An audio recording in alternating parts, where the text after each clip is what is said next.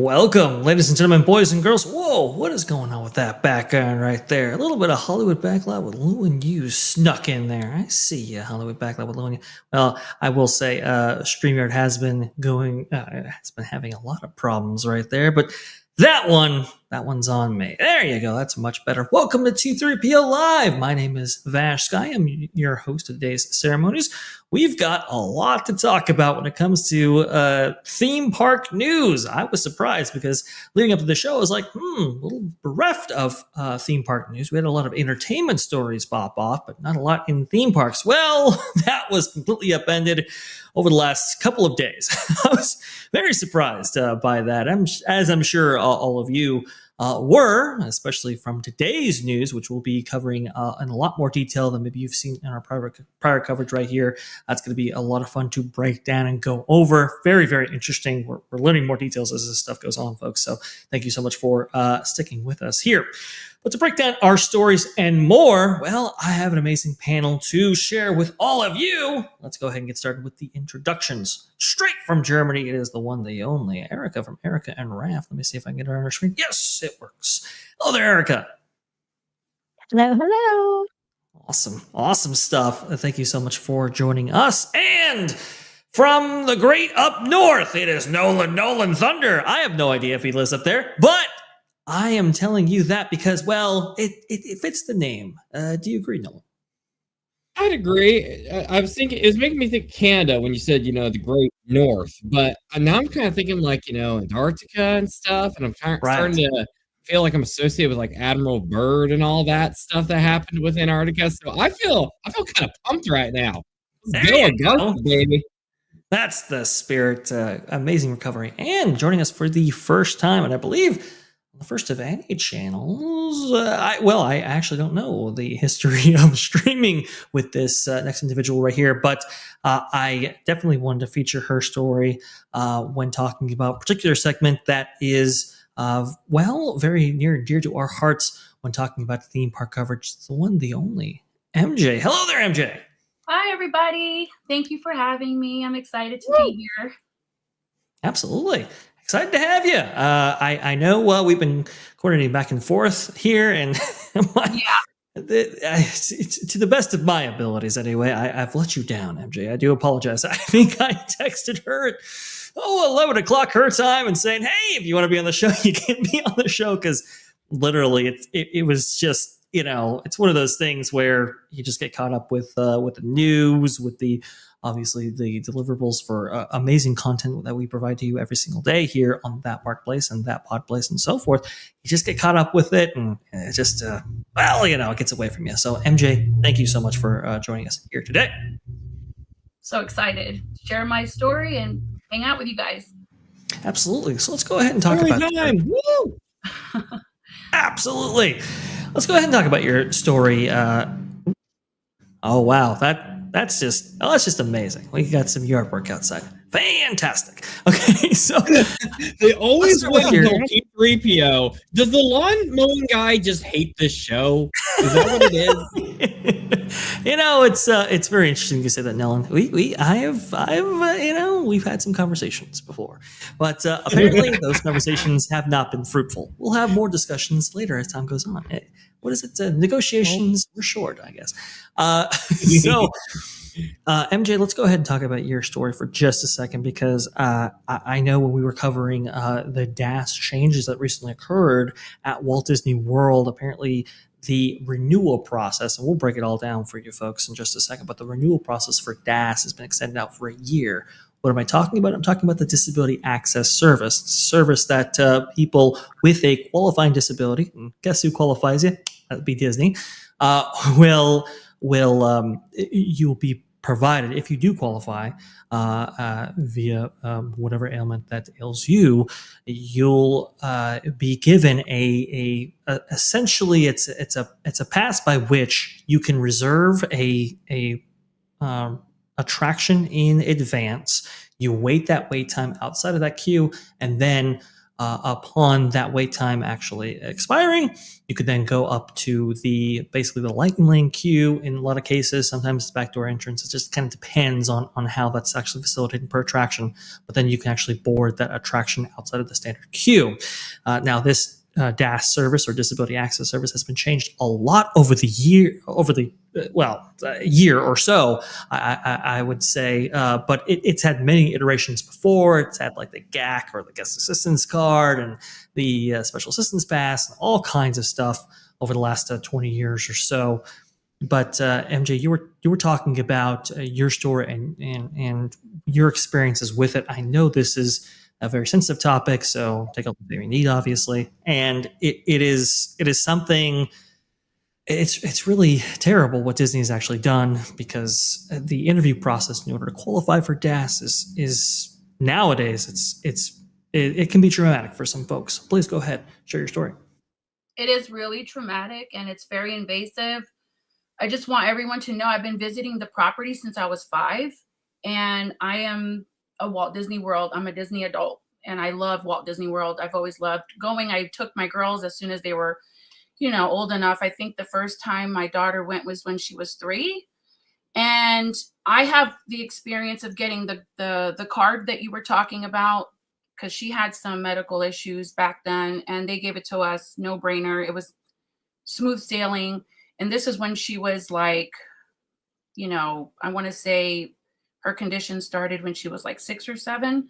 So that was probably 2008, 2009. Not a problem. I have, unfortunately, a condition that requires, a wheelchair. Sometimes I use a scooter or whatever, but I did the interview with Disney, and I don't even know how to explain it, because I don't even recall it being a cast member.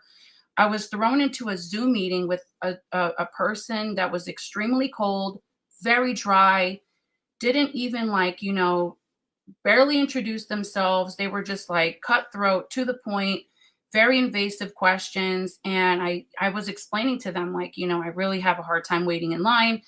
I have a hard time with mobility in general. And they were just like giving me the runaround and like, oh, if you have a problem, just use your family members as a barrier in the queue line to make sure you're not claustrophobic or you don't have a panic attack or anxiety or anything like that. Like they have come up with so much stuff. They're not at all accommodating on the Zoom meeting. You're very intimidated. So it makes you feel like you're not even able to answer their questions completely. Like, they make you feel uncomfortable. So of course they're going to push, other methods and lightning lanes and all that other stuff that you are forced to purchase if you want to enjoy, any attractions at the park. But I will say this, even though my interview went really, really, really bad, and I did not get granted the DAS, mind you, I have, paperwork and everything you can imagine. Once I got to the property, Magic Kingdom was not so friendly, but when we went to Epcot, they were a little bit more accommodating with, the whole wheelchair access and stuff like that. Then I kind of because I was crying. So I was like, this is not going to be fun. And we ended up having a good time once we got to Epcot, but Magic Kingdom, it was awful. I was crying in the park. That's the most magical place on earth. And I shouldn't be crying in a park like that. We paid, a lot of money to be there. I have children. It was just awful. Back in the day, it was completely different. And they were very warm and caring. That doesn't exist anymore. And it's Magic Kingdom. I had noticed myself that when talking to people about their experiences with DAS and actually getting accommodations and so forth, that the Walt Disney World cast members were actually much more accommodating, from what I heard, than the Disneyland cast members. Disneyland cast members are a little bit different story because you have such a heavy annual pass holder population.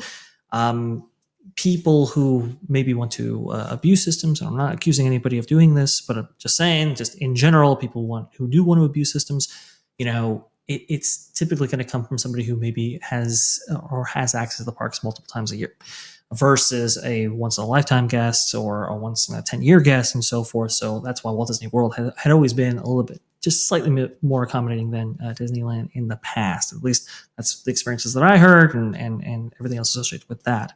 MJ,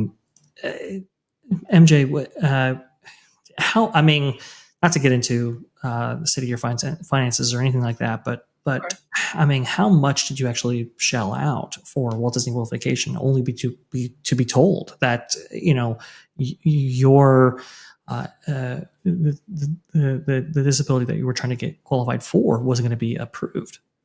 Yes. So I want to say, because like I told you, Vash, I'm not going to get into too many details, but we're in Florida. So it's just a few hours away. Okay. And, so that cuts down on costs right away. And I want to say when we went in February, we did like a 1 day, but this was in March. And for all of us, easy $1,500. Easy. Yeah. Easy. Yeah. And that's just like the basic stuff. That's not even counting like souvenirs, food and stuff like that. So it's like you're being told on a Zoom link, hey, you're not qualified. Your condition doesn't qualify for DAS.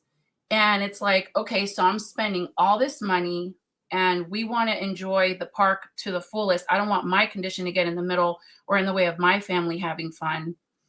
And I want to tell you, I know this is a little bit like a side note, because I know we've been talking about like Universal. I do want to share my experience from when I went to Universal Studios. Please. I walked straight up to guest services. I told him my situation. The guy gave me a paper and he's like, it's no problem. It's like you're waiting in line, but virtually. And we had a great day and we were there for 1 day. And that's just the difference. That's unfortunately nowadays the Disney difference when it comes to the rigmarole that Disney sends you through, and well, what Universal does. Now I understand Universal uses a third-party system.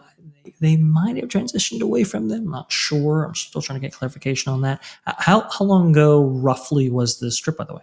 So we were in Disney World this year, February and March, and then the Universal one, I think that was the end of 2023, because I have a daughter that goes to I see. Yeah, so it's like right around the corner in Orlando. So Mm. I think we were either moving her or helping her with something. And I was like, well, let's go to the park. Let's go for the whole day. We have a whole day to kill. And everybody was excited. And I walked up to guest services and it was like nothing. We had a great time. Yeah.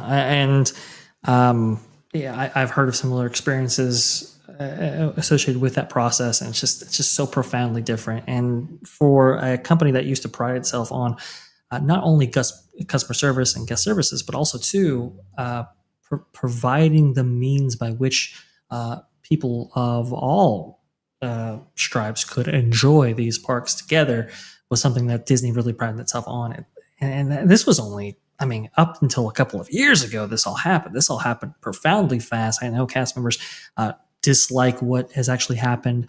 And there's a lawsuit pending, I believe, in federal court over there on the California side of things with Disneyland, because, as you know, MJ, they used medical providers as kind of to kind of assist cast members in qualifying individuals or not qualifying individuals for the DAS system. And now it's like, well, is that giving out medical advice? Are there like HIPAA restrictions associated with this and all kinds of stuff? It's just an absolute mess. And I am so sorry that you had to endure this, because your story, unfortunately, is unfortunately representative of so many other stories out there with kids who previously qualified but now don't, individuals who previously qualified now don't. You have a qualification standard set by Disney, and it's like, how do you determine Right. Who's disabled and who's not? It's just so sad. Oh, go ahead, please. No, yeah, I just want to make sure that everyone knows that, like I said, once we went to Epcot, the cast members, like you said, they probably feel really bad that this is even happening to people. There was a lot more compassion showed at Epcot because they did accommodate me. I'll just even name the attractions: Remy Ratatouille ride, no problem. Living with and I will tell you, the best experience for anyone that has a mobility issue is Soarin'. They took care of me. I can't even begin to tell you. I had tears of joy. But again, that was at Epcot. And Magic Kingdom is I have a little one. That's your the centerpiece, right? Yeah. So you would think that you walk into the Magic Kingdom and you get treated a certain way because they see your situation. No. Very dry, very cold. Not a good scenario. I definitely enjoyed my day more at Epcot than Magic Kingdom, unfortunately. So it's just it's sad. It's sad. These parks. Oh, go ahead. No, I'm saying it is sad. I cried. It was so sad. It was really, really unbelievable. I couldn't believe it. I was in shock. It didn't used to be this way, guys. It didn't used to be this way. It again, if you were denied a DAS, right, in the olden days, they would at least try to accommodate you every which way and be less cold about it. Even that has completely changed. Like MJ relayed right there, I've heard that story multiple times, that they are very cold, that they are very harsh, brutal even. And again, who knows if they actually knew your situation and how much you were actually showing up for a vacation. But you're talking about a resort. You're talking about a destination resort in which people spend tens of thousands of dollars to be, only to find out that their accommodations aren't going to be accommodated. And that's the kind of the real insidious part about all of this, is they even mandate, you have to buy your tickets in advance before you can even go through the qualification process. Well, a lot of the mere fact of actually going to a place like Magic Kingdom, well, it might be conditional on if you do get approved via DAS, because obviously if you can't be accommodated, then there's no point in going. So now you're having to opt into non-refundable tickets as part of your vacation to experience this place, and not even knowing whether or not you're going to be qualified before you actually go. In many cases, I understand they can do that process virtually, but if you don't have 3 hours to spend, Well, now you're taking a gamble on the day of, and that's super, super sad. Oof, man. Totally. Yeah. No one should cry in Magic Kingdom. I agree. Erika, Nolan, do you have anything to add? I hate hearing it because I grew up around the parks too, have had family work for them. And it's heartbreaking, but then not surprising knowing what we know now about what's been going on in the company for last couple of years. I have noticed when we were in town last year, and not just last year, it's been, I guess, over the course of the last 4 years, there has been an attitude shift with the customer service and the cast members in the parks. And it does seem like Magic Kingdom, I think because, and I'm not excusing or condoning Disney's behavior, but I have noticed there's more of a cold shoulder presence at Magic Kingdom, and I'm thinking because it's the busiest, and I think they're overworked and underpaid, but that doesn't excuse, behaving that way at work. At the end of the day, we're human beings, and I don't know, it sucks. And Vash, we have a super chat that Oh, yes. actually pertains to this, and it's crazy. I'm just like livid at hearing that. Absolutely. Let me go ahead and get that on screen now. By the way, Wizard, are you there? Yes, I'm here. Okay, good. I just want to go ahead and confirm that before getting into this. Sorry. Wizard, if you can see us, please blink twice. Oh my God. Echoing voice. One blink, two blink. There you go. He can blink, and that's fantastic. He's been in the background for like 10 minutes, and I completely forgot to introduce him because, well, I didn't want to break from MJ's amazing story. Marty Snyder with the $20 had the presidential suite of the Grand California with a mother in law who has Parkinson's, can't stand. She was told to stand in line 6 months ago.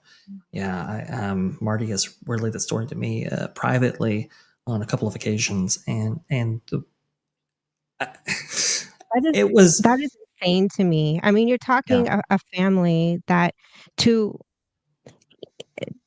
afford the presidential suite. I mean, to be blessed, and you would think Disney would look at a family with that kind of affordability with a different eye. You would think there'd be a little bit more red carpet being rolled out to anybody that can be in a presidential suite. That's really shocking to me. And that aside, I mean, that shouldn't even matter. I mean, the fact that I'm just sitting here, I took care of the elderly in a nursing home, and one of my residents was actually a guy who knew the family from church, and he was at this nursing home that I was volunteering in high school for a medical skills class, and he had Parkinson's, and that's a brutal condition. And that just breaks my heart, because they legitimately cannot stand. Like I had to physically move him from his bed to his wheelchair, and then literally pick him up and move him from his wheelchair onto the toilet just so he could use the bathroom. It is so debilitating, and I don't understand Disney's mentality in that their rules, it only goes for people that have like these spectrum issues, well, what about people with more that physically cannot stand in line? I just don't understand the mentality. It doesn't make any sense to me. Other than it's some kind of fun, I don't know. They're I guess you could say exploitation. It really is. I think and it's their excuse is more like, oh, you can rent a scooter or rent a wheelchair. The more money they can take out of you, the better for them, and that's all they care about. How much money can they make out of your party. Yeah, exactly. And that was my next point was they're just wanting to suck money at the expense of your disability. And that's abuse. That to me should be considered some form of consumer abuse. And I hope this lawsuit is also going to argue it from that angle, because this is really, really bad on just from the perspective of like business to consumer, and the financial aspect of it. And that mandatory rental, or I should say mandatory rental. I mean that advice to rent either what they call ECV or a scooter or a wheelchair. That's not a small proposition. Yeah, an ECV that'll get you $65, and I think even more at Disneyland per day. So this idea that it's like, oh well, just go ahead and opt into these services, like that's what MG was referring to. That's what Erika was referring to as well. This kind of consumer abuse in which they offer these alternatives with an extra price tag attached to them. It's just outrageous. And listening to Marty's story as well, how he was treated, how she was treated, what she had to go through in that case was truly heartbreaking. And there were incidents in I don't want to reveal too much about the story, but a certain queue, I'll just say this: it wasn't accommodating enough, and it really ruined the vacation. And it's well, yeah, profoundly sad. I was going to lightly mention that too. Is not all the queue lines are designed to be wheelchair friendly, especially the attractions that are older when they were built in the 60s and in the 70s, and even some of the newer queue lines. I really can't say because they're all narrow. They're all for the most part, and I'm going to stop there because then I don't want to offend a family member. Well, that's fine. That's fine as well. And thank you, Marty, for the $20. That's a profound story. And hey, you know what? If you want to come on, I'll go ahead and send you the link for you as well. Kiki and Luca with the $5. What would be your solution to the DAS issue? Doctor's letter. What question would be appropriate? What steps, if any, should Disney take to curb fraud? Yeah, this is a profoundly interesting issue. And there's no easy answer for this. I think, oh boy, a third party even has its own challenges because third party, I think the third party that Universal was using had been sued with a number of lawsuits and so forth. So even that's not a perfect solution here. I would say, Let me think about this. Well, definitely warmer reception. That's one thing. That's for sure. You don't have to be so cold. Maybe not having guests mandating that guests have to actually pay for tickets before they can actually start the qualification process would help tremendously as well.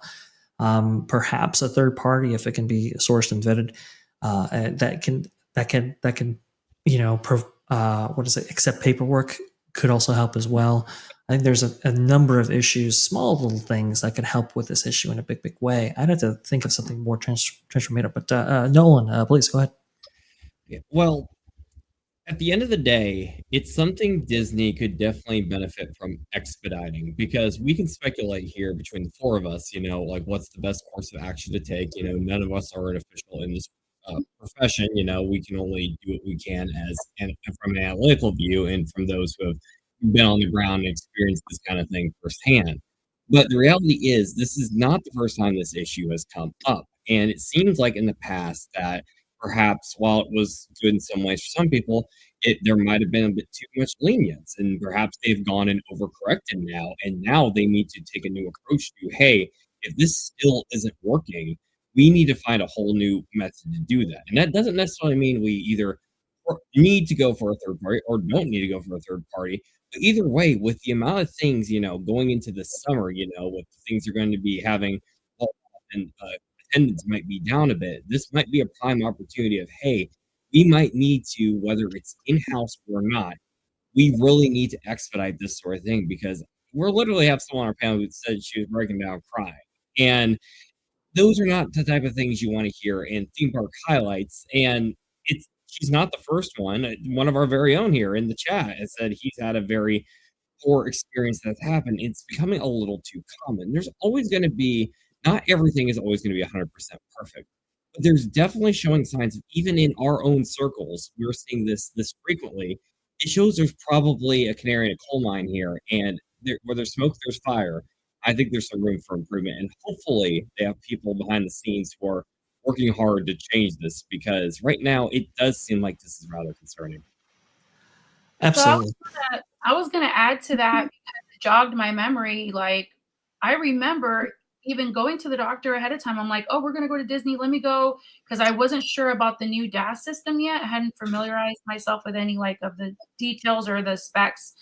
I went to the doctor and he was like, yeah, here's your doctor's note if you need it for the park so you can enjoy yourself. I took a doctor's note, and let me tell you, the majority of us with conditions, whether it be mobility issues, cognitive, autism, anxiety, panic attacks, whatever it is that you're dealing with, I don't think you would have an issue showing a place you're going to that you're paying money to be, hey, I have a doctor's note. Can you please make accommodations for me? I don't have a problem doing that. I had it with me. They did not want to see it. They wanted nothing to do with it. Yeah, and they'll cite HIPAA restrictions regarding that. And I think there may be some validity there. I'm not quite sure. That's also why a third party's system usually is used in these instances, at least for the regional parks and for Universal, like we were saying before, to get around those issues. I don't quite know how, and that's maybe where the lawsuits emanate from. But I, in a perfect world, an ideal world, I would definitely like to have some form of paperwork be adequate in order to qualify, because I think that would definitely simplify this process. Unfortunately, Disney has turned their back on that for, I want to say it's been a while, about 15 years from what I recall. I had to look back in my records, but ever since the GAC, or the guest assistance card, was actually implemented back in the day, that's kind of when they made that switch, which is it's just there's no easy answers. But how can we correct a system by which, to a degree, where people aren't crying in Magic Kingdom? Can we at least do that?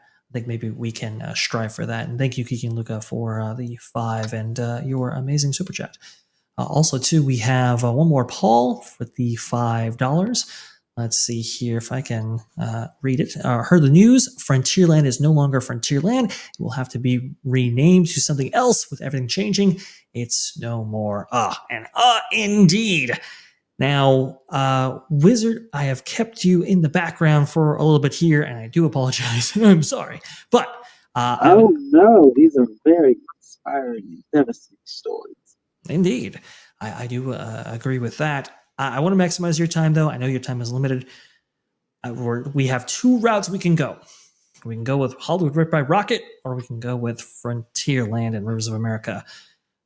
Wizard, I'll go ahead and leave that choice to you, because I know you're on very limited time. Which one do you want to talk about? I guess Rip Ride Rockit. That's a short one. Indeed, yeah. Well, it should be short, but you know us. We always extend things out. Short lifespan ahead of it. A very short lifespan, indeed. You heard Nolan here, folks. Well, from that Park Place, Hollywood Rip Ride Rockit closing permanently August 2025 after 16 years of thrills. June 3rd, 2025. This by Marvin Montanaro. Universal Orlando Resort has officially announced that Hollywood Rip Ride Rockit, the iconic roller coaster towering over the entrance of Universal Studios Florida, will be permanently closing on August 18th, 2025. The attraction's impending retirement was first hinted at in late 2024, but the official closing date is now confirmed. And when it was hinted at, I believe, I don't know if there was maybe an official announcement of that, but they did actually say later on that this was going to take place in September 2025. You can actually see the post right here from Universal Orlando Resort. Hello, Hollywood Rip Ride Rockit will close in early September 2025 to make way for a new experience. That was delivered December 27th, 2024. But as theme park wizard himself shared on his X account, you can see right there the date: Hollywood Rip Ride Rockit will permanently close on August 18th, 2025. Some people were actually doubting this, so they actually reached out to Universal with this issue. Hey, you said it was September, now it's August, what's up? And they clarified that, well, and confirmed August 18th, 2025 is the date. Wizard, the floor is yours. Yeah, so it looks like they have set their closing date for Rip Ride Rockit there at Universal Studios Florida for August 18th. Moved up from early September. Shows Universal, they don't like to change their mind, a lot of new things around, but maybe the social media team just had didn't have an exact date clearly. They just had a time frame, and I guess it was late. But yeah, we saw recently with the bio reconstruction showed a picture of the crane already staged at City Walk. They closed off a couple of sidewalks over on the Rip Ride Rockit side of City Walk for a crane staging there. So there's some early work is already happening. So the August 18th isn't not too surprising because they seem to move it up, which is good because it seems like they quickly want to hurry up and get the next replacement over their Fast and Furious roller coaster set for opening. Maybe since it's opening starting earlier, they can have it open next year, which would be pretty cool. But it'll be quite nice because of that. Some epic expansions happening. Universal's ready to rip, ride, and roll. One can only hope, at least in terms of a replacement to this attraction. And for some people, they really, really love it. Now, for me, I don't know. This ride, it's very, very rough. I was able to ride it August of 2023, and it's really, really rough. It's and I don't know how smooth it was upon its release. I think Maurer AG actually facilitated the building of this specific coaster right here. Universal had originally approached B&M to do a coaster in this spot right there. They said no. Intamin passed, and I think Mac also passed, and it came down to Maurer AAG. It's the reason why you haven't heard much of their work, at least in North America, because, well, if this is the showcase attraction for them, it's not a really great showcase indeed. This has had numerous issues upon its launch. Now, remember, this opened around the same time period that the Wizarding World of Harry Potter opened at Islands of Adventure, the original, in 2010. And so this was supposed to be a little bit of a counter-programming for that experience right there. They understood that they had to have a compelling attraction to offset the demand for Wizarding World, and that's where this coaster comes into play. And its prominent location to get people into this park, all those things were chosen by Universal and one of the mandates for setting up an attraction in this space. Unfortunately, it just has never worked out as well as Universal intended. While it is a fun attraction, that's when it works. It goes down wind. It's a maintenance nightmare. It's very expensive to maintain this on an annual basis right here. El Toro Ryan from YouTube has theorized that Universal has outspent the initial construction costs of this specific attraction just on the maintenance alone. That's how much this thing has cost. It's a very problematic coaster. Look, I am sad to see the Rivers of America go away. I unfortunately don't have the same reverence for this specific coaster right here, but maybe I'm wrong. Nolan, your thoughts on all this? I still haven't ridden it because let me tell you what happened. Last time I was there, I was going to go ride it after having a wonderful dinner with some friends, and then it turns out they closed the park too dang early, as per Universal. They closed the park at like 9 o'clock, and I didn't get a chance to ride it the last time I was there. So in my 3 trips I've had to Universal Studios, whatever reason, I haven't been able to do it, whether it's regards of, age at the time, or more often than not, it's broken or the park is closed. So I'm going to maybe try one more attempt at it, but yeah, I'm sorry. I wish I could give you all more perspective, but this ride has been a great disappointment for me. but not in the traditional sense. More in the sense is I really think this ride hates me. I think that's what it is. Well, it does always go down. It goes down a lot. It goes down. I mean, just I have spoken to people who have gone to this specific theme park for multiple days and have not been able to ride it once because of the amount of time it goes down. It also goes down weather and all kinds of things associated with that. It's also located in a really strange place. It's like around like a show building or soundstage, and it's kind of like connected to the Despicable Me area to some degree because of its proximity. It's just a weird thing. MJ, have you written on this? Are you crying? What's your reaction to this? I would never ride it. It does not even look safe. But I will say this, me and my daughters, we did the Incredible Hulk, and we can do that like back to back with no problem whatsoever. This ride, it looks like a death sentence. I would never, I cannot imagine being on this. And not only that, because back in the day, I should clarify this. I have a 20-year-old and a 22-year-old. So back in the day when they were younger, like mid-teens, 12, 11, we would go all the time to the property, to Universal, and none of us were interested. And we would hear all these people, how they felt when they got off, that they felt like the ride was jerky or they're in pain. People were at like the first aid center complaining about it. And we were just like hearing all this stuff. And we were just never inclined to get on that thing. We could have done it. We had the opportunity to do it. Never, ever. But the Incredible Hulk, anytime. Yeah, Erika, you did react there. I saw you. Do you think it's unsafe? Do you think this is going away? Go ahead.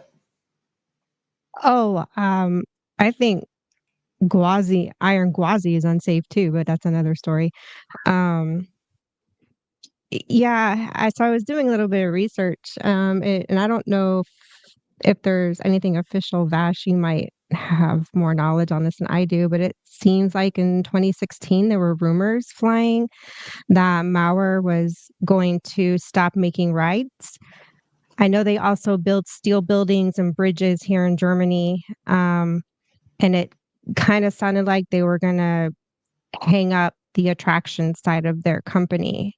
So if that's true, it makes sense why they haven't been able to maintain the ride, why it's so jerky, and add the cost of maintaining it. They're unable to maintain it. Again, parts, even if they wanted to retrack it, they couldn't because the manufacturer is not doing this anymore. So it kind of lines up, but there again, I don't know how official that is with the company, if they actually have gotten out of the theme park industry. Yeah, and it just looks terrifying. That lift, oh God, like no, why? Just why? Why would you want to go up 90 degrees and go down almost 90 degrees? I just, no. Mm-mm. Well, I don't think you would like a dive coaster, would you? Yeah, no. Every time I look at SheiKra, I just stand there like, I think once upon a time I would have tried you. Now I just don't think I got the moxie anymore. Not now. No moxie. Well, and there have been problems with that lift as well. People, so there was an incident in which it stalled. I think it was e-stopped, and it could not come back on, and people were stuck on the kind of the tip of that lift hill in kind of a very vertical position for an extended period of time until paramedics can actually come on the scene and actually commence with an evacuation with cherry pickers and all kinds of stuff. I mean, it was just a huge problem. Now, I know Orlando Park Stop, and maybe Wizard, you can speak more to this as well. Orlando Park Stop found a notice of commencement for this specific area.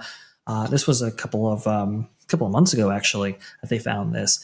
And you can see right here, Intamin is listed as the contractor. And so the big theory going around is that a new attraction is not only already been picked out, but we might know what that attraction is going to be with Intamin actually listed there. We know that they're doing a big Fast and Furious coaster over there in Universal Studios Hollywood, and so it would make sense for an attraction like this, or like the one featured in Hollywood, I should say, to be featured here in Orlando. let's go ahead and see. Amusement Insider put together a kind of a concept video of what this might look like based on the designs, obviously, that have already been implemented for the Fast and Furious Hollywood Drift in Universal Studios Hollywood. You can kind of see how that might look right here. It looks awesome. Obviously, this is kind of conceptual from Amusement Insider themselves, but I think it would be much more successful, let's say, than Rip Ride Rockit ever was and ever can be, even if they do retrack, even if they do go with new parts. Let's say Mallory G still in the theme park game, you still have ongoing issues that will always plague that attraction. Versus Intamin has sort of kind of gotten their stuff together. They're not known for their reliability, but they're definitely known for their experiences.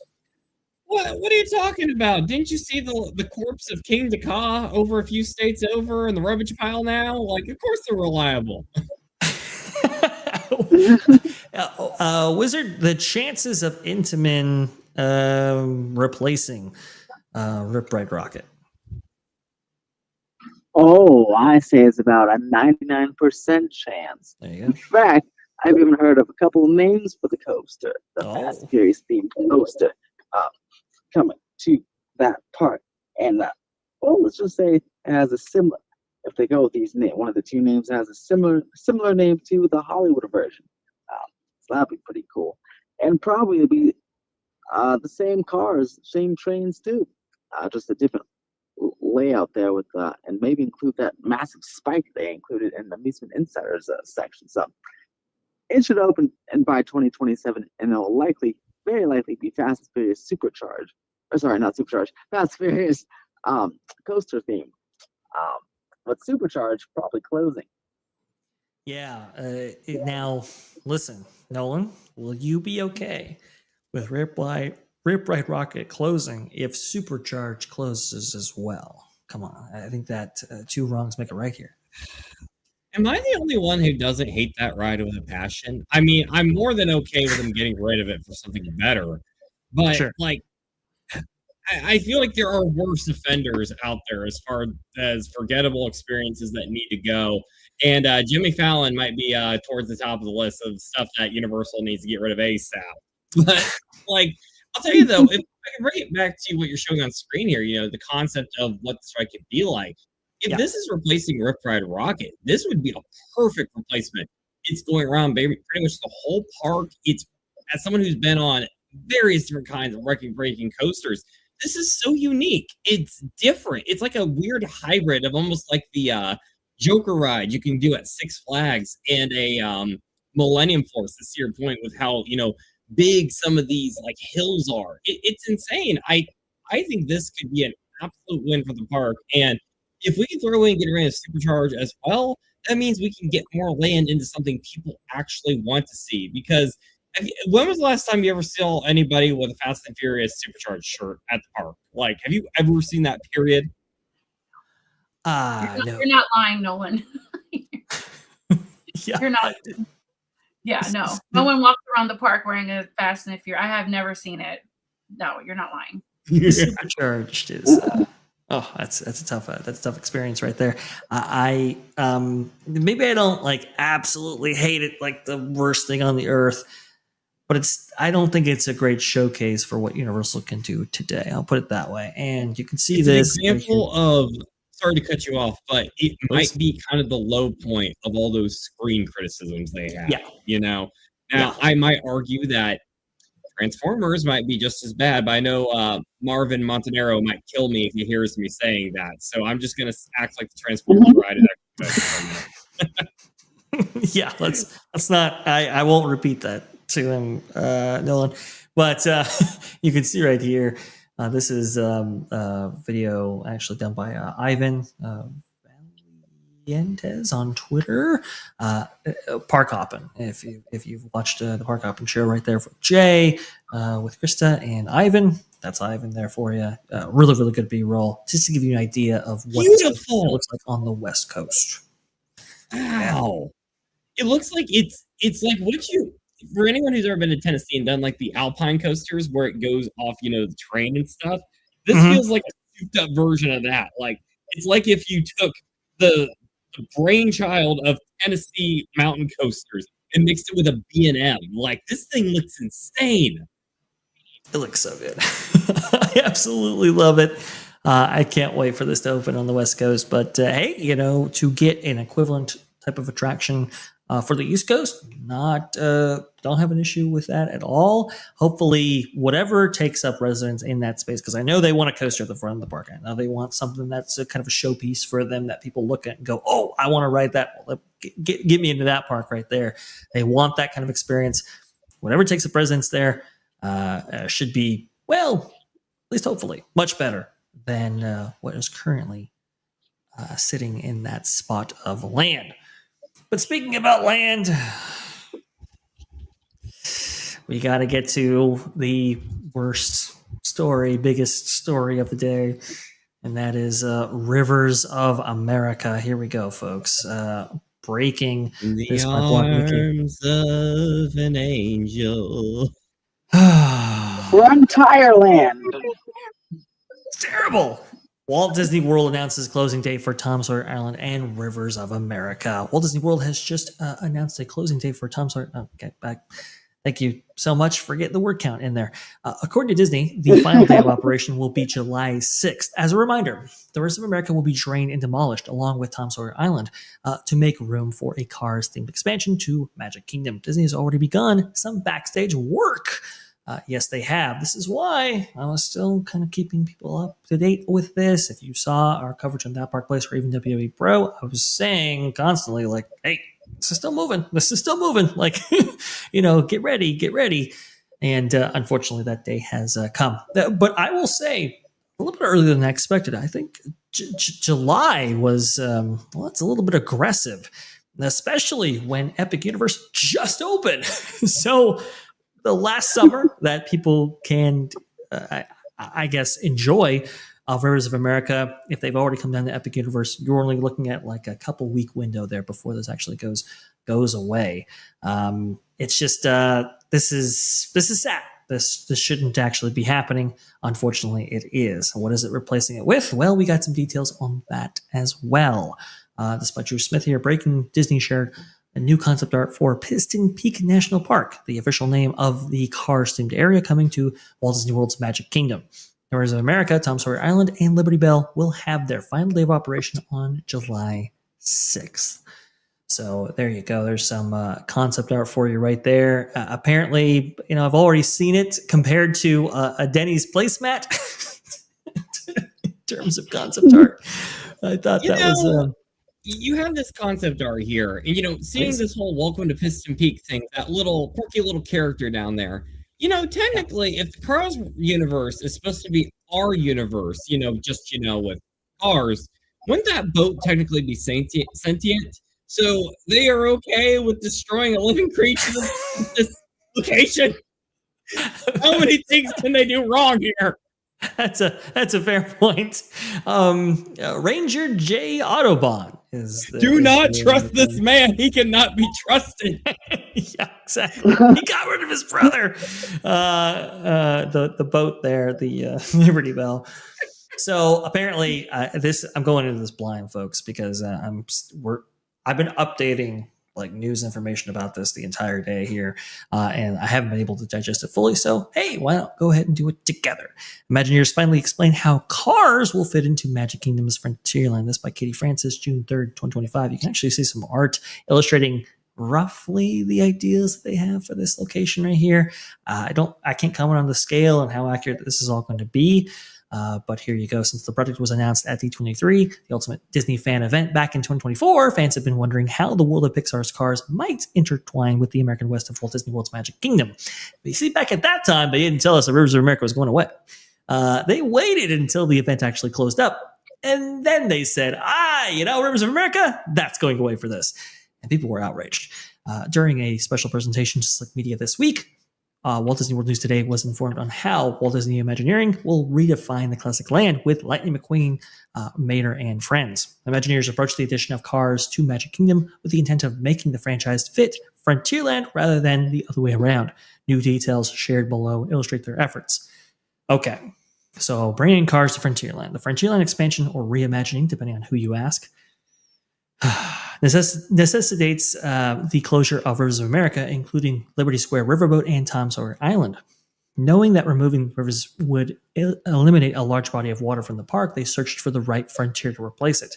Whereas Frontierland at Disneyland and Disneyland Paris focused on the Old West, the land at Magic Kingdom has always had more nuance. Sections of the land represent different frontiers of early America, transitioning through locales through shifts in architecture, detail, and soundscapes. I guess, as it exists today, pending its imminent changes, the story actually starts with Liberty Square, which represents upstate New York. The Haunted Mansion is a manor alongside the Hudson River Valley and the colonial USA. As Liberty Square transitions to Frontierland, it takes on the Midwest. Tom Sawyer's Island specifically emulates the Missouri wilderness, with the Diamond Horseshoe capturing the region architecturally. Along the riverbank, where Country Bear Musical Jamboree and Frontier Trading Post can be found, the design is meant to evoke the woods of the country's north. And it goes on to detail specifically like where everything is from. Then you have Tiana's Bayou Adventure. It's New Orleans. We're making some pretty big leaps here. I know they had a similar concept and vision for Rivers of America at Disneyland before Star Wars Galaxy's Edge was implemented. Apparently, it was supposed to be kind of 4 distinct bodies of water found throughout the United States. Okay. Imagineers settled on the Rocky Mountains as the geographic inspiration for this Cars redo, specifically noting that the location was chosen because of how lush and how integral water is to the landscape. They felt this change in scenery would complement the existing Frontierland and Liberty Square rather than a desert location like Big Thunder Mountain's Arizona-inspired Tumbleweed.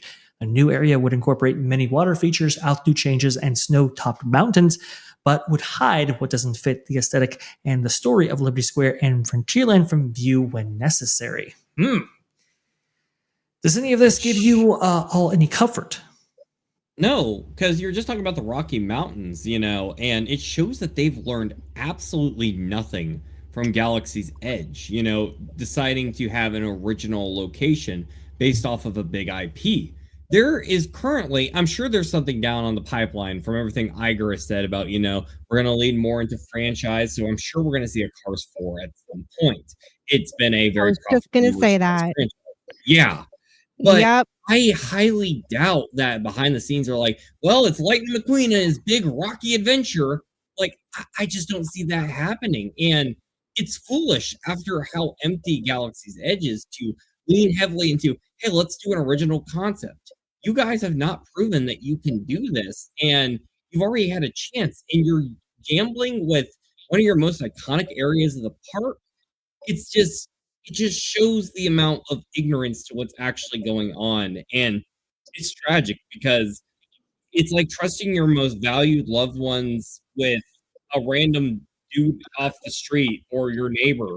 You can't trust them to take care of the people you care about, and it's sad. But your point, Erika?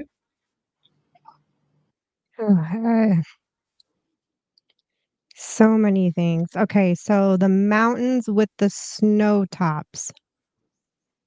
I don't trust them to create anything with forced perspective.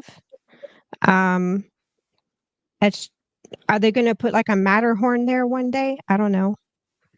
Would it even fit? So I'm just. I guess that's supposed to be Piston Peak, if I'm not mistaken. Yeah, Piston Peak. Yeah, in the shape of a piston. So I'm just trying to map it out in my head. What that word salad you just read off, I'm seriously trying to figure out, like, geographically, there in Frontierland, how this is supposed to come together. Oh gosh, I agree with Nolan. There's going to be another Cars movie in the pipeline. They're going to make one. It's going to be about these dirt racer cars, and what's with the little German car here? What last name is Autobahn, and you're not even a Mercedes or a BMW. Like that's a fair point. Roasted. MJ, your thoughts on this? No, we were just talking about it earlier because my mom, she's been visiting the property since, I want to say the 70s, giving tours in Disneyland, California, coming here to the Walt Disney Resort, bringing the whole family. Mind you, she's from a third world country. And she was like, they're taking out the rivers of America. They're taking out Tom Sawyer Island. They're removing history. And now the kids aren't going to learn anything. This is history. You're removing, Walt Disney's vision, the things that he loves the most. This is America. I mean, I'm so sorry, but this is not. They could put Cars. I love the movie Cars. We like the car franchise. We have no problem with Cars. We just got Dad some Mater Crocs for Father's Day. We have no problem with Cars, but put it somewhere else. Don't touch the rivers of America. Leave Lady Liberty alone. It's just a shame. Put it somewhere else. Really, it's a shame. I think you're talking about the place with the blessing of size. That's the crazy thing. They can put it anywhere. They decided to put it here. Wizard, I know you have to depart very, very, very shortly. Do you think this is a good move? I mean, how does this impact? I mean, how does this interplay with the Epic Universe that just recently opened? What can guests expect when they actually come here in the summer? Like, your thoughts on all this? Yeah, well, it's funny because in a month from next week or this week is the last day to see Muppets, right? So that's closing. I think this weekend. Then a month later, you have this closing. So kind of odd time to close so much. When, like I said, hopefully there'll be a lot of visitation to Florida for Epic Universe and that. Then they'll go to Disney World and there'll be like nothing there, which is weird. But as for the Cars Land or the Cars and Villains, I think as I've always said, the best option would hopefully to be put it behind Thunder Mountain, behind the railroad tracks with all that land back there. But since that's not happening, this new concept art, I must say, I do like it more than the other one. I'm worried that it's a nice cartoon picture of more water and stuff, but when it opens in 2028 or 29, I hope it looks something like that. I hope they don't just start cutting things and then it looks vastly different than this new concept art like all the other Disney projects do, So that's what I'm worried about. I can't really fully trust it, whatever piece of concept art they show me, until it's like actively almost done, So yeah, just worried about what it could be like at the end. I think we're kind of all worried about that, to be honest. I mean, it's like I can't trust whatever art that they show. Even this has changed considerably. Now, when I was looking at it originally on that Park Place, it looked largely the same, but they have placed an emphasis on water, and I guess that's one of the good changes that have come from this. Is that they you see a lot more water featuring this version of the concept art than we saw with the original. And that is, I would say, good. Now, some people are saying, well, it's because of the backlash and everything that they've faced when announcing this whole thing. And I would say there might be something to warrant that. I'm not sure. It might be the Imagineers kind of look at the plans again and saying, okay, how can we incorporate more water if we are going to lose rivers of America? How can we do that? How can we incorporate that? And I think Mr. Blue Sky, actually, regular viewer of that Park Place network of channels, actually had a post on Twitter about this. He actually said this. Also, anyone acting like they listen to us and save the river doesn't know what happened. The state required them to keep the waterway so as to not displace the existing connected waterways. They were forced to do this. It had nothing to do with the backlash. Now, indeed, as Blog Mickey had been keeping track of for some time, and as we attempted to keep up here at that Park Place by relaying this to our viewers, there was a kind of back and forth with SIFTOD, well, actually, the Central Florida. Oh, what was it? It was Swift Mud. It's the Southwest Florida Water Management District. Is that right? Oh boy! And there was a back and forth there concerning the waterways. You have to understand, folks, the waterways where Magic Kingdom and Walt Disney World actually sit, the Everglades pass through. Ecologically, that could have devastating consequences if that's not handled appropriately. So there was some oversight there. There was some back and forth there. So perhaps this was impacted by that. I'm not sure though, because this might be fresh water. This might be water that doesn't connect the river at all. I'm not quite sure how this is all going to play out here. Go ahead, Nolan. But Vash, like you said, they might have had an oversight, like they weren't factoring in, the repercussions of getting rid of all that water. But that doesn't make any sense to me because they've been in my face about how eco-friendly they are, and Bob Iger has been assuring me that they've been taking the proper steps, to make sure everything's all good and eco-friendly here. How could they oversee something like that so major? See, that's a good question. No, I'm not quite sure how they could have taken that into account. They were so ecologically concerned. You see, when they make these what is it, solar panels over the lush landscape of Florida, maybe not over parking lots. It's so much ecological concern there. Go ahead, Nolan. It's just like, I don't know. I look at this image here and you see the little seagull going by. It's pure nature. And nature is just so healthy. People going to these parks already, mostly can't afford houses or having to get roommates just to, survive and put bread on the table. It's nice to get out a little bit and just enjoy a beautiful marvel like a boat like that when you need a break from, the craziness of, like, I don't know, a Guardians ride or Tron or whatever have you. In something, it's easily, like, wheelchair accessible. It's very inclusive ride. There's so much to love. There's so much history here. Why on earth would they ever, brainstorm a stupid car ride a weekend? That sounds like a bit like a personal opinion here, but it just seems concerning, that over the next few months we're going to be seeing a lot of things getting torn down, and the beauty of what was known is going to be replaced. I just find that disgusting, and not going to go too much into personal opinions here, but it just, even if you're a casual vacation goer, and I ain't gonna say a park goer, but a vacation goer, like, there are so many red flags here that even Joe Schmo, your grandma, who had nothing to do with the creation of Disney World, she could call out and say, this is a bad idea. But yet the people at the top are still completely fumbling the ball on this and making their own in-house people, including people who have been critical, on some of our opinions before, of like, hey, we're being too hard on Disney. You're making those people mad as well. What is your end goal here? Because did anybody want this Cars attraction besides Josh tomorrow? I mean, I don't know anybody who's really looking forward to this. I would include Josh in that as well, because to shell out the considerable amount of finances and so forth in order to accomplish this, I just even if you're in Josh D'Amaro's position, I don't know how this is necessarily satisfying, given the company's resources that they could otherwise spend towards a project like this and really get it dialed in and really do it just right. We know that the spending on the parks has been restricted somewhat, given the company's enthusiasm for streaming and trying to get that off the ground, and spending $18 billion a year or something like that towards content costs and all these different things.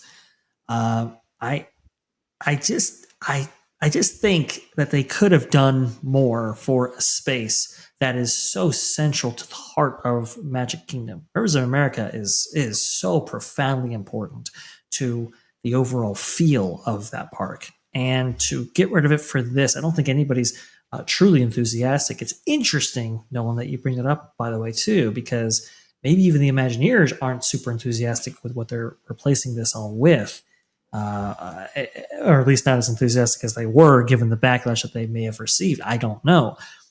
Eddie Sato says this: while these fun maps are designed to be specifically vague, and that's indeed true, I'm surprised to see that the map omits the ATV ride experience that they were so excited about.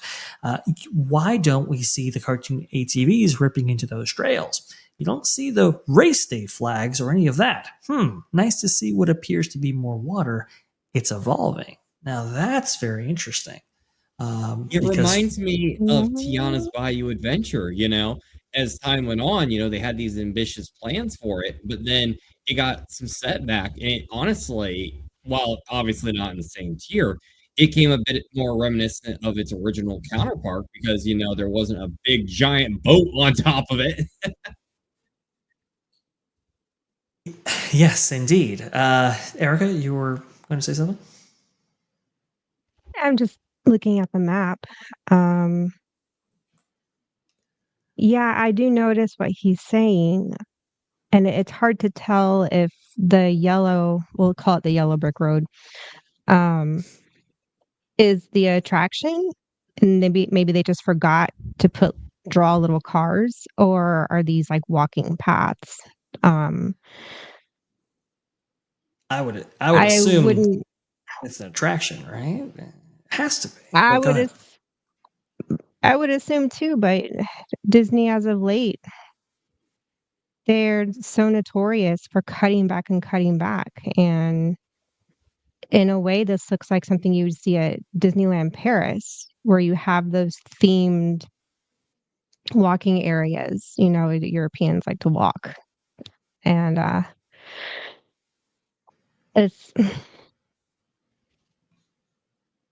I don't know, I'm just so angry and devastated at the same time. And well, I don't mean to add on I that know devastation. But I know what I really want to say. I just can't say it. This is a family-friendly show.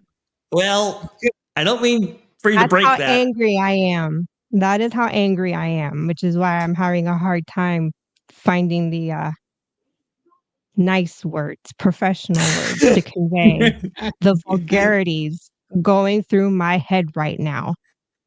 Oh boy. Oh man. Well, hopefully we don't break that with this next piece of information because this is truly heartbreaking as well.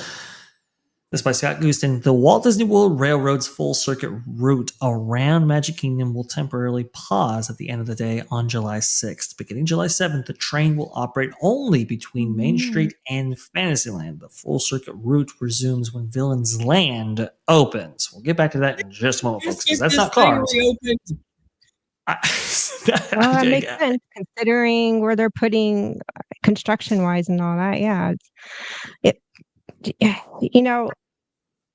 I hate to say this, and I'm probably going to get a lot of backlash for it, but eventually, most people, they're just going to say, you know what? It is what it is. They're going to get complacent. And when all these projects are done in 10 years, maybe 20, when they're finally done, people are going to go. They're going to go for curiosity. And I think it is going to boost. Now, the question is, will it boost their numbers or attendance and their, income, I guess you could say, for the repeat to keep wanting to come back? That we're not going to know that for cheese. I think you'd agree with me on this, Erika, to your point, where I don't think they can just cruise like this forever because they can't basically, Walmart it up to where most of their competition's gone and it's a necessity for survival to where people have to keep going whether they enjoy their experience or not. Disney World is still a luxury. And honestly, I feel like the consumers don't have to do that much in order for Disney to lose profit because the reality is Disney is so in over their head with these astronomically huge budgets. We talk about them on the movie side of things all the time. But this Cars thing, like, you're literally filling in water. That can't be cheap. You're already having to make all these adaptations because of your lack of, I don't mean to sound mean here, like level-headedness as far as like you're planning out. You're already having to make these major changes to your game plan with the water that's being shown in these images Vash has been showing with Cars Land. They don't have the foresight. So I honestly think like the consumer, they don't have to do very much for Disney to fail besides just let them sink their own ship. And that all of a sudden seems to be the boat that's at Rivers of America. But, I don't think the ship is going to. I don't think the ship is going to sink in the way that we hope it will for them to hit rock bottom and make changes, although it could be. You never know. I guess I'm leaning more pessimistic here just because I'm just so dismayed with them and I just don't trust them. But at the same time, we're human, and people do get complacent. They kind of throw their hands up in the air or whatever. It is what it is, and I still want to do Disney because of the name. Even though Universal is going to continue to put out their new attractions, new lands, new phases to Epic Universe, or they're going to keep expanding and very rapidly. But my point is when this is finished, I don't know. I think by that point down the road, people will just be like, whatever, it is what it is, and they're still going to book vacations. There might be an immediate jump, but the question is it going to have the return that Universal now we know for a fact is going to have?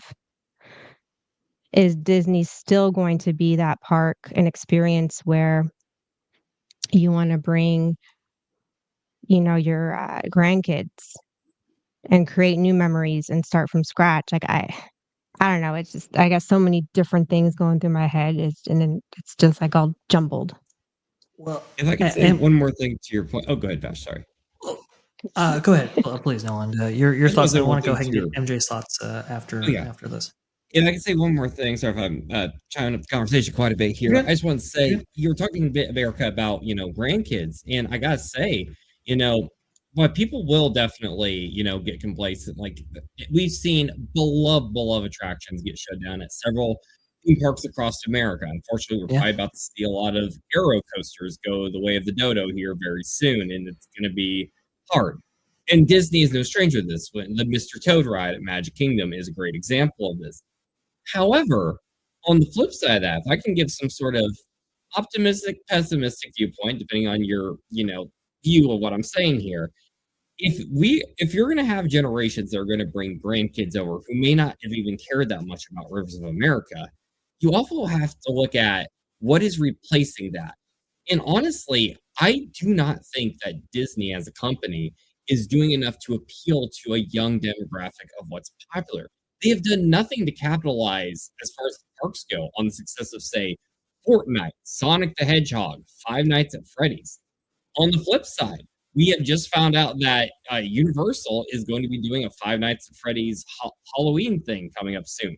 We already know they got deals with Nintendo that's been going on for their whole Epic universe, and we're going to be expanding soon into a Zelda expansion. I think if we're talking about generational stuff here, yeah, there will be people who will go, for the legacy of Disney and those who do know the history. Because like any new ride, it's going to get some buzz. Tiana got some buzz when it first happened, and we've seen how that has turned out. And I'm just thinking like long term here, where I just don't think that what would be theoretically our grandkids, unless Disney makes some major course corrections, this isn't going to be something that's going to bring a lot of children. And the reality is, one day, those kids are going to be adults one day. They're going to vote. They're going to go to the store to support for their own families. The world's going to be a very different place 50 years from now. And if Disney does it correct, I don't think they're doing a lot to stay relevant, because it'd be one thing if Rivers of America is getting flooded for a big attraction for Fortnite Land. You could understand because, hey, that's going to be evergreen for at least 2 decades to come. This is not. And it shows that if they don't make a course correction, I don't know how people are going to be willing to still put down the money for it, because the people who have the legacy of Disney, they're going to get old, and eventually they're going to stop coming. MJ, are you at all optimistic about what actually happens in this space? We'll go over some details, and maybe your optimism will increase. But initial thoughts. I really agree with Nolan. Erika has a point, obviously, too. I mean, people are going to get over it. They're going to still continue to go. One thing I noticed when I go to Magic Kingdom, there's a lot of like generational. There's the grandparents, well, great-grandparents, grandparents, and parents. So they make it a tradition, like, hey, we went as a family, as a group, in all these years. We're going to pass that down. But like he said, that could easily be broken up, because if the nostalgia, dies, then it's like, okay, so it's either we just go and we eat it, eat up the new stuff, or we stop going. And, you have the magic. You feel the magic when you walk down Main Street, USA, and you see the castle. That's magic. You see you feel the magic when you see the shows, the parade, the fireworks. I know I do. But when it comes to like certain attractions or the way that they're doing things, it's almost like you're taking away my magic. Why, why destroy some? If it's not broken, don't, try to fix it type of scenario. But like you guys said, obviously it's going to be either we keep going and we take our kids, or we just don't go anymore. But I don't even know how I'm going to feel once everything is gone and Cars Land is there. The family might want to go, and they're probably gonna see it. Like Erika said, they're going to be curious. They're going to want to go see it and feel it. I don't know. It's such a tough call. It's so sad to see all these changes, but people like you guys said, they're probably going to just keep going. So then when is Disney going to wake up and say, hey, we need to stop doing this. We need to get back to what, Walt's vision is. And they're steering away from Walt's vision. Walt would never want cars in place of Rivers of America. That would never fly if he was around right now. No, I don't think so. The story goes that somebody, parked their work truck, in Frontierland at one point, and it was like, hey, get that out of there. That doesn't fit the story. And he was very perturbed about that. And that combined with, people out of costume traveling through lands and so forth, what was the kind of the genesis for the utilitors and all of that, going to the nth degree to remain thematically consistent was so important to Walt Disney and to his legacy and everything like that. There's just really no comparison here. I saw that Brayton responded to Walt Disney World News Today's article about how this will all fit with Frontierland, just with the quote, "It won't." So there you go. Definitely some detractors early on there. All compliments to Braden over there at Mickey Views. Scott Houston has this. Piston Peak National Park was featured in Planes, Fire and Rescue, but it was shown as a combination of Yosemite and Yellowstone. The Walt Disney World version will be heavily influenced by the Rocky Mountains, complete with snow-capped peaks, rivers, and geysers. You can kind of see its depiction here in Planes. The source material for some of this, at least. Imagineer said that Big Thunder Mountain geyser field will extend into Piston Peak National Park, where guests will be able to walk along pathways and see rainbow pools up close. The area will also feature Old Tank Full, a large geyser that erupts faithfully. So you can kind of see some of those details right there. Very, very interesting. Kind of looks like the colored paint pots, the Devil's paint pots that they used to have over there at Frontierland over at Disneyland, back alongside Mindshare Nature's Wonderland. That's interesting little reference right there. Now let's see. Imagineers also said that they are carefully managing sightlines as they plan the new area. While working on the Piston Peak Mountain, they were inspired by how Mount Prometheus at Tokyo Disney Sea is beautiful from all areas of the park. Mount Prometheus, this is not. So, again, we're all kind of worried with the ka-chow right next to Haunted Mansion. I don't really see any illustration that puts my mind at ease in that regard. But go ahead, Nolan. Ash, do you remember how, during development of the original Splash Mountain in the 80s, 90s, that era of Disney, how they weren't sure, because they wanted to get that big new ride that was going to really click with the older audiences, but there was concern hey, do people want an attraction themed to Song of the South? It already had some controversies back then. How relevant was this brand? That film had been out quite a while before, the time period of what most of the riders were going to be experiencing and what they'd be growing up with in that era. And you have to factor in the competition. This ride, you said Piston Peak comes from Planes, Fire and Rescue, which was the follow-up movie to Plane, which was a Cars spinoff. Wasn't that film a box office failure? Didn't that film basically end the Plane series? So Let me see. Completely I don't even know if it forgettable. went to I theatrical, had but go ahead. forgotten about this movie, the planes thing, until it was brought up. I think was it last stream or 2 streams ago? I'm like, "Why does Mhm. this look familiar?" And I realized, "Oh, yeah, we did watch that. I just completely forgot about it." It's a very forgettable movie and characters. It did nothing. And leave it to Disney to pull from the bottom of the barrel of what they have in their vault. Okay. I By the guess. way, The Disney Barrel, everybody. The Disney oh Barrel. man, it starred. Oh, I forget about this. It starred Dane Cook back in the day. Oh What? man, yeah, Planes at least the original. Dusty Crop Hopper. But yeah, that's really funny. Yeah, Fire and Is that what's going to Rescue. be like in the ride queue, Vash? Is it going to be like you're in one of those screens where it's like, "Hey guys, it's me, Dane Cook. You remember me? How's it going? Hope you're excited for the ride." Can you imagine? I don't think it's going to be happening.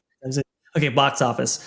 Planes Fire and Rescue grossed $59.2 million in North America and $92 million in other countries for a total of $151 million.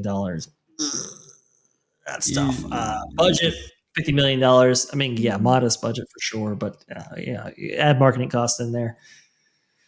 If it did, I mean, it might have barely made its money back with the 3 times box office gross there. Goodness gracious, I don't know why you would use that as your inspiration for this, but I guess if you're working within the Cars universe, you don't have much to pull from. Disney said a family fun attraction is still planned for the new area, but more details will be revealed later. The Ranger headquarters building will serve as the queue for the attraction. Well, that's interesting. Huh. Oh, that's Wow, a they bad really drawing. are. Sure, yeah. Because it looks like they're going to stick ponies back there and just going to be walking around in circles, like what you see at a carnival. We've come full circle then. It's like back in the OG days of Disney, before Big Thunder Mountain and all that, how they had the donkeys, in the line that were always getting off the trail and stuff. You guys remember that? Like Yeah, way actually, back in the early eras? Old school. Yep. Wow. Have Okay, they so seen Isle of Berg? Like, we have a lot to, really competition here on the whole Isle of Berg, and there's a whole little section for kids, and then you have your, what's the new coaster called with Hiccups. yeah, the wing, Gliders? not the wing gliders. Wing gliders. I don't know, but they have a little bit of everything for everyone in Isle of Berg. This Cars Land, I mean, they really need to. It can't be mediocre. They really have to make this ooh and ah, because that concept art is not. I don't even know what I'm looking at. I really MJ. like how MJ's mind works here, because she's right. It does really look like Isle of Berg, as we can see right here, with all of the accoutrement. Oh, go ahead, please. No. Oh, MJ, there's no ooh or ah, but there is ka and chow. Yeah, exactly. Wow, that's a really interesting observation right there. Now that's man. Is that an admission? I wonder if that's an admission that this ATV attraction might have gotten axed. Some people are saying, does this mean that it's been downgraded to a flat ride? Will it be a boat? I hope not. Goodness. Did someone finally understand that it rains in Florida? Exactly. Yeah, exactly. Maybe on that note, they actually listened, to logic in terms of weather, So if they're going to nix it,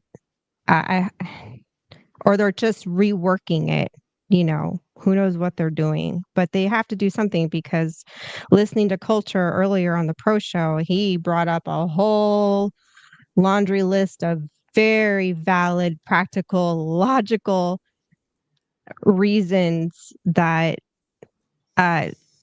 what they have coming, or what we think they have coming, is it going to be a disaster in the making. From the failed attractions already. They really can't seem to design anything that works. To it's an outdoor ride, so you have storms, Right.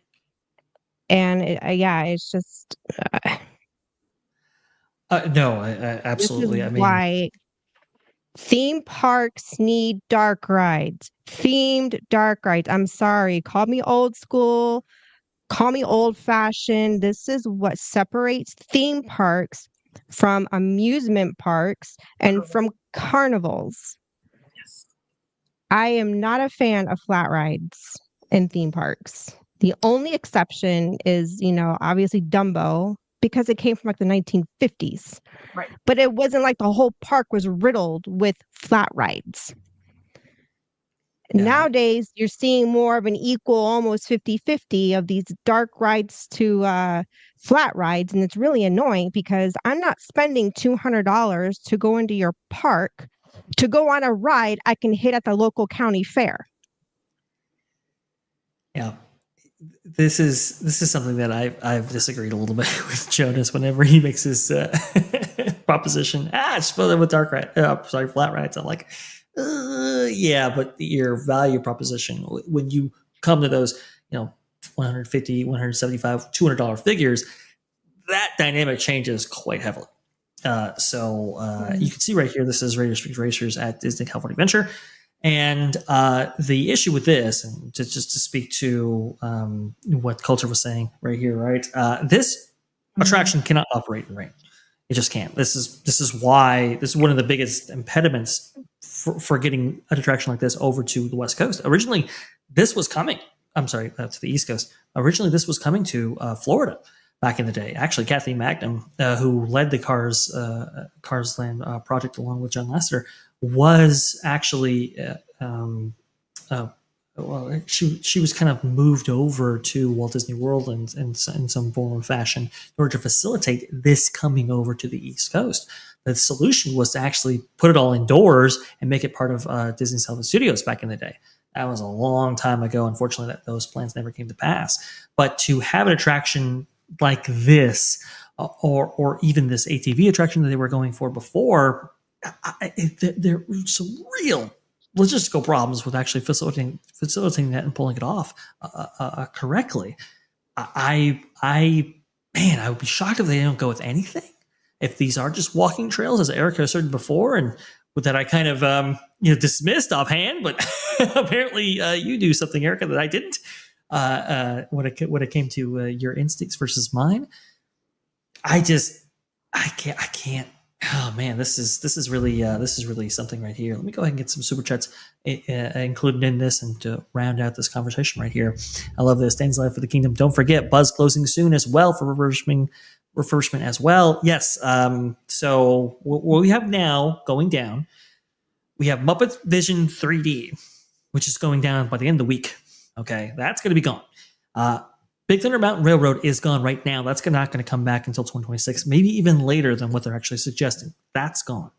Buzz Lightyear Astro Blasters, or whatever the equivalent is for Walt Disney World, that is going down for maybe a year or so. That's going to be gone. The Walt Disney World Railroad, that's going to be in shuttle mode up until when Villains End opens. That's practically gone. I mean, just the range of attractions, and I think Astro You're missing one right now. Go ahead, Presidents. That is still down. Yes, you're so right. Hall of Presidents actually is still down at this very moment. Marvin was able to get this footage for us. Let me see if I can bring this up of Liberty Square as it exists currently, and you can see a little bit sparsely attended this day. But as he made his way over to the Hall of Presidents, you can see the sign for when this attraction might be up. You see close refurbishment. They're not even giving anything regarding this. I mean, this is just gone. Who knows when that's coming back? So, like you said, Noah, what are we up, like 6 attractions now that are just, and they're just in gone? Space Mountain, sorry if I just keep piling up here. Apparently, there's a lot to choose from. The one, I'm sorry, the name is it's missing on my brain right now, but the one that's in Tomorrowland, like the shuttle thingy, you know, that's kind of like Dumbo, but it's spacey and it has all the spinning orbs next to the people mover. I know. Yes, Astro Orbiter.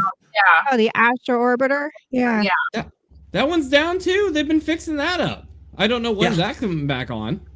Yeah. I hope the seating gets better. I rode it last year, and I honestly thought I was going to fall out of that thing.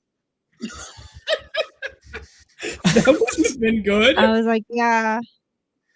I only went up so far because I got scared. I could feel my body. Like, I thought the ride was going to dump me out of it. I mean, I think it's more of an icon to look at. Like, oh my gosh, that's still there because it's been around for so long. But I don't think like a lot of people go on that because I don't go on. I don't trust that ride. I don't trust that ride. When I go, I don't go on there. But it's nice to look at. You go there and you're like, oh yeah. Tomorrow. Well, there it is. Right. Even if they put like a big thing there with spinning planets, you know, it would finish it, you know. Yeah. Well, apparently, I mean, it's down for a major refurbishment. We're going to assume that that's coming back online. I don't think it's going to go away permanently, but it's simply not there right now. So, in terms of a summer for Walt Disney World, this is absolutely atrocious. I mean, this is really, really bad. Go ahead, Neil. Mr. Vash, can I please? I need to pile on some more because this was a rant me and my mother were actually having on our last trip to Disney World. Animal Kingdom, for crying out loud. Dinosaur being shut down right now. The Bugs Life attraction, you know, got shut down. What is there to do outside of Flight of Passage right now in Pandora? In Animal Kingdom? Like, there's barely anything in that park right now. So Magic Kingdom's taking a major hit with Rivers of America gone. Hollywood Studios, major hit with Muppets. Animal Kingdom, major hit with both the attraction that is literally within the Tree of Life, which is the symbol of the park, and Dinosaur, which is an evergreen thing because Jurassic Park brings in amazing numbers and kids love dinosaurs. Yes. What is Epcot the only park now that doesn't have a major ride out of commission? I think you're right. I think that's the one. That's the one. Hey, you're not wrong. Yeah. I had to think about that one for a minute. We just had enough time to do that. They did the Flight of Passage, but with the wait times being crazy, because we absolutely refuse to buy lightning lanes because I feel like that's extortion. We're just, you know, but whatever. The kids enjoyed it so much, but there is not much to do. I mean, we watched the Festival of the Lion King show. Wow, it's great. It's wonderful. But yeah, they're taking a big loss on that. I mean, and it's also something accessible for people with mobility. Like, people want to go in the Tree of Life. They want to see a show in there. Like, how can you all of this down at once? It's just like a big hit. I don't know. I don't get it. Oh man, Walt Disney World getting pretty painful now. This is really something, man. Or apparently I have another theory. Yeah. What could happen is that they're going to garner such a bad reputation for their parks that even down the road, let's say Nolan's grandkids, you know, are going to be like, nah. Because Disney's going to have this reputation of just being broke down Disney. It used to be something that you passed down. It used to be very generational. It used to be something that you got the kids involved with. They grew up with those memories and they wanted to take their kids. It's just this kind of success. Forget passed down Disney. It'll be broke down Disney. It'll be broke down Disney. And I have to bring mention to this too. The chat is exploding with other rides that are going down, like Rock and Roller Coaster, Test Track. Like, we are literally forgetting. I forgot about Test Track. Test Track doesn't even have an opening date. I don't think so. Anyway, I know they've been releasing stuff on it. Oh, go ahead, please. I'm not gonna say it. Okay. Well, look, I haven't. We haven't. Oh goodness, yeah, the Wild Man of Yavin. You can read that in the chat, folks. But I haven't been keeping up with the Test Track or some of these other products because, frankly, there's just so many, and there's so many other news stories that take up all the oxygen. It's just tough. Oh, here we go. Maybe we have an ultimate list right here provided by Captain Fireball Wild Bumper here. Muppets, Bugs Life, Test Track, Rock and Rollin', Liberty Bell, Hall of Presidents, Tom Sawyer Island, Railroad, partially. Am I missing anything? That's a pretty comprehensive list in my thought process. Oh, well, we can't forget all of Dinoland. That's gone. Yeah, we just lost that. We just lost all of that. Who knows what dinosaur is gonna go down and all that. I think the last day of dinosaur is December of this year. So anyone who has their heart in Dinoland still, you can ride it until the end of this year, and then it's gone. Such an underrated ride. It was so good, and so they're gonna replace it with another Indiana Jones thing, even though there's already an Indiana Jones thing at Hollywood Studios. Like, why do you go to Animal Kingdom for Indiana Jones? This doesn't make sense. You have Nemo. Use that instead. Oh boy, I don't know. I don't know what the thought process is here, but I know the Topical America's Land is what we're calling it right now because it is going to be topical in terms of the finishing and everything else. Hopefully, Encanto will justify all of this. I don't know. Also, too, we also had Disneyland Forward news to go over. Dang it! Well, maybe that's for next time.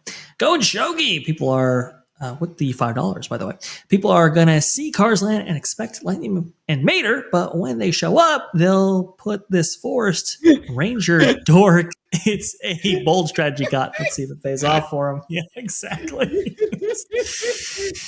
Oh, man.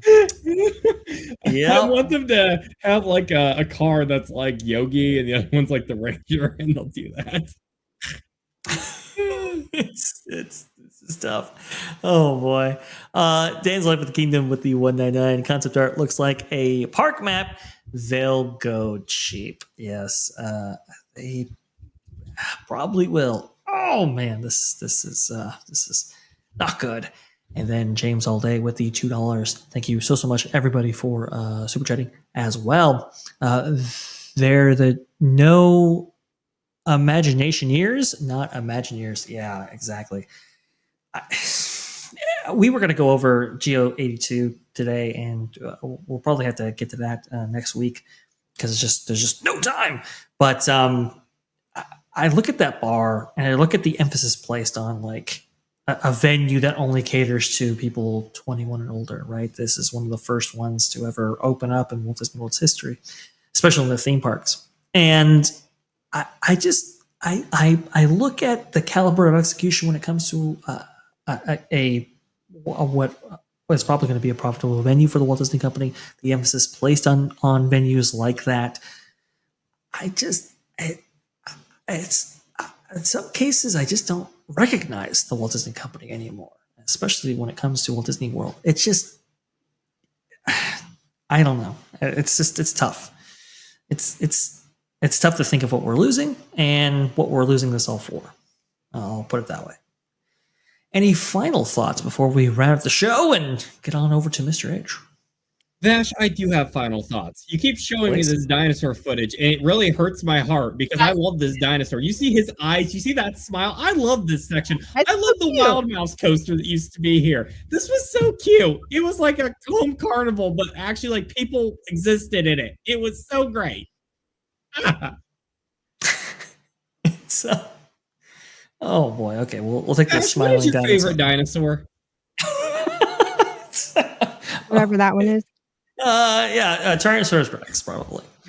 There you go. Basic, but okay. Because they eat vegetables. Whatever. Yeah, okay. I didn't pay attention in class, people. Oh boy. Well, we'll just have to keep an eye on all these stories and more. I do have some really amazing information regarding Disneyland Forward. I guess I got to keep that for one more week there. But hey, you know what? It's going to be amazing. Also, Geo82, I definitely want to go over it with you, Erika, and MJ. You're definitely invited back on if you want to go ahead and go over some of those things as well. Trust me, folks, you don't want to miss some of those stories because I'll tell you what, when listening to the head Imagineer, or I shouldn't say head Imagineer, but one of the Imagineers on the project and what they were talking about regarding GO82, it was like, wow, they're not sending their best, I guess, for these projects anymore. Not good. Captain Fireball, Wild Bumper. Sir, you can't park there. Yeah, exactly. There you go. That's probably what's going to happen. And then Mary Vita with the 499 at the very end. Thank you so much. Disney didn't lose the plot; they threw it out the window. Mm-hmm. Yep. Yes, they did. Nolan, what got going on in your neck of the woods, buddy? All right. Well, I have great news. Been hard at work for almost a year on this episode of Lost in the Files. For those who don't know, it's a series that revolves around video game, urban legends, and hoaxes, and mysterious anomalies from the internet. And I encapsulate it all in a documentary series with B-movie horror and comedy elements. If that intrigues you, please check out my series Lost Files on my YouTube channel at Nolan Thunder. I've been hard at work with editing and doing further script revisions and doing everything that almost makes my head explode in the sheer thought process of it. But it is coming. It's getting close. I don't want to promise a release date, but it's closer than it's ever been. And I'm doing a lot of extra details late in development because I want this nearly year-long wait to be worth it. I want this to be a memorable video, and I really hope you guys enjoy what I have in store. And thank you, Vash, for giving me some time to let the lovely people of our audience who support us so well get a chance to hear about my project. I appreciate it. Sorry about that. Of course, I'd be remiss if I didn't actually share it with the fine people. You do some amazing work, sir, and it's important to to let everybody know where they can find amazing work from you. Let's see here, Erika, what do you got going on? Were you able to edit at all, or are we still in the process of making that video? Yeah, we're still in the process. It's been a Cool. interesting week and a half with Raf off and getting our second car registration renewed. Anyway, yeah, it's been a slow. Anyway, I'll be on Lorena's tonight. Lorena, if you guys don't know her, Lorena Creole at 7:30 Eastern time. I will be on her Spice Lounge, and we will be talking all kinds of cool stuff, like apparently a Superman movie and some more dismal Disney stuff. And I forgot the other laundry list of stuff that she's got, but it's exciting topics. I'm excited for what she's got tonight. And yeah, that's pretty much it. Just stream hopping. Fantastic. Well, you can go ahead and follow Hanging with Erika and Raf at her YouTube channel, and also too, let me get this. You're on Twitter as well, right? I think I see you on there. Yeah. So I have an X account. I'm not really, as I've gotten older, I just don't post as much as I used to, even on Facebook. I don't know if it's just as we get older, we just kind of gradually lose interest. I just haven't gotten into a habit of really reposting just things. I mean, you can follow me on X. It's kind of dead over there, but I do have an X account. Cool. I didn't want to leave you out. Now, MJ, I know you have an X account, but I don't know if you wanted to promote it or if you wanted to promote anything. While the floor is yours, please let people know maybe about you, where they can find you if you want to be found. I'm not sure. Go ahead. I don't know if I want to be found right now, but I was highly considering starting something that can help people, like be a resource to people with families, people with disabilities, just to share my experiences, because I go to the theme parks so frequently that I can let them know the latest on what's going on, how I felt, how we felt, what we experienced, because it means so much to me. And this is a place that I've been going to, both properties, Universal, Disney World. It's everything for me. So maybe I might start up something that can help people, be a resource to them. And I do enjoy the channel. I love you guys very much, and I'm happy to join anytime you guys want me to join. Absolutely. Well, hey, you're welcome on anytime, right? Anytime we're on here, T3PO, and I loved having you on. I think you're absolutely fantastic. Your story so profound, and yeah, I am all about helping people and any resources that we can provide in terms of information for people and how they can navigate these theme parks. I think that's awesome stuff. So, hey, if you want to go ahead and share any of that, well, you have an open invitation as well. And Wizard over there, make sure you give him a subscribe there. Theme Park Wizard, he was on before, talking about Rip Ride Rockit, talking about the Magic Kingdom and everything that's going on there. Make sure you give him a subscribe. He is awesome. Absolutely fantastic. He's like the Alicia Stella of Universal Studios Hollywood, but I would say he's got a leg up on her, even when it comes to Florida. That's just me personally, but maybe your opinions differ. Well, that just about wraps up our show here. We got to go ahead and get you all over to Mr. H, which is already in progress there. Thank you so much to everybody joining us for today's show. This was a lot of fun. Had to do some last minute configuration, but I think it worked out very, very nicely. Thank you so much for supporting us, for subscribing. Subscribe if you haven't subscribed yet. Hit the like button if you hadn't hit the like button yet. And share us out if you really do like us. Make sure you subscribe to No on Thunder. Look out for whatever MJ is going to do in the future. Erika and Raf, obviously, Theme Park Wizard, so much more for all the news that should be fun. Let's get you over there right now. See, Lou, he snuck in again. Lou snuck in again. Oh, look at that. All right, let's get you over there right now.